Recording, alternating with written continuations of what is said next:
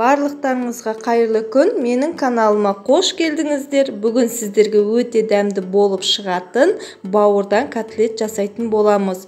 Өте оңай әрі жеңіл жасалынады. Видеоның соңына дейін қараңыздар. Сіздермен бірге мен Айдана. Құрамы описанияда жазылып тұр.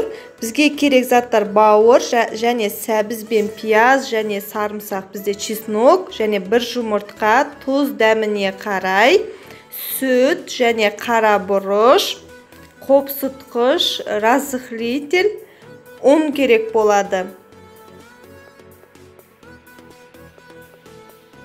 Бауырымызды осылай видеодағыдай турап аламыз да ет тартқыштан өткізіп аламыз.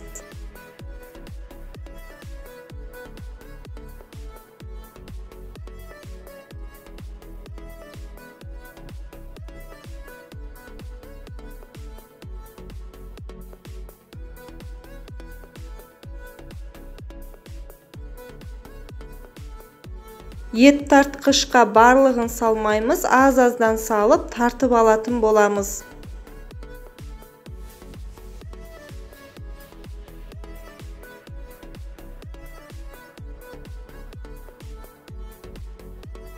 Екінші жолы туралған сәбізімізбен, пияз бен сарымсағымызды, чесногымызды ет тартқыштан өткізіп аламыз.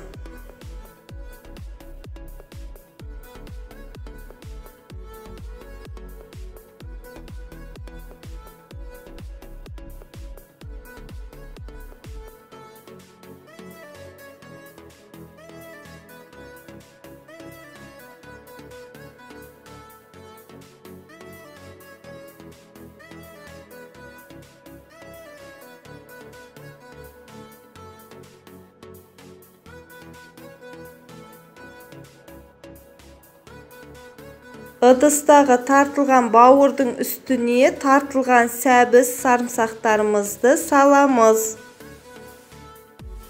Одан кейін дәміне қарай тұз, қара бұрыш қосамыз.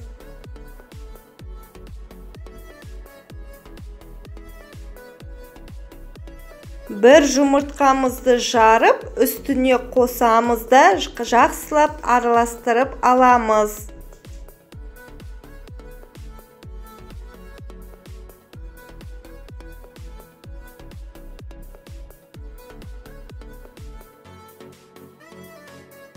Одан кейін сүтімізді құйып, бір жақсылап араластырып аламыз.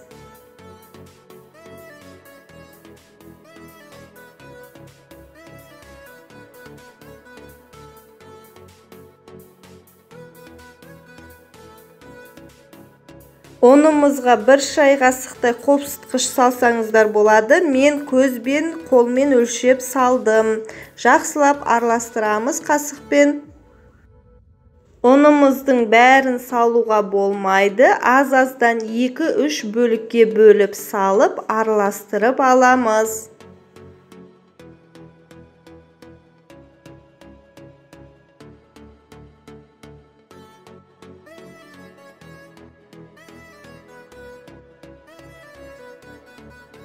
Мінекей сұйықтығымыз дайын болды.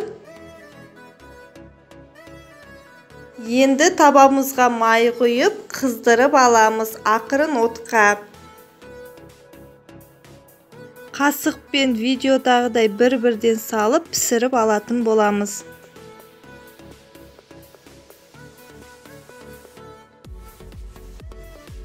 Екінші жағын осылай аударған кезде котлетке арналған қысқышпен аударып аламыз да пісіріп аламыз.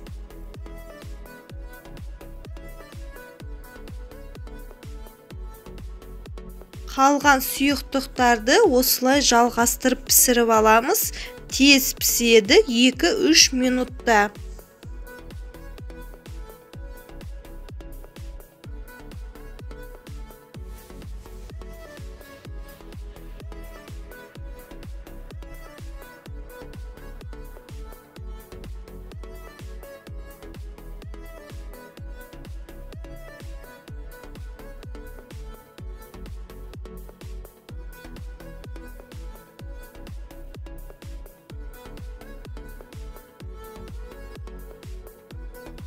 Котлетimiz пісті. Котлет піскеннен кейін мен газетке салып осылай майынан құрғатып алдым.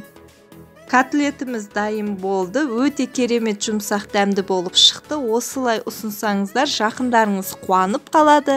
Менің видеом сіздерге ұнайды деп ойлаймын. Лайк басып, пікір қалдырып, қоңыраушаны басуды ұмытпаңыздар. Алдағы күндері рецепттер болады. Менімен бірге болыңыздар. Сіздермен бірге мен болған Айдана.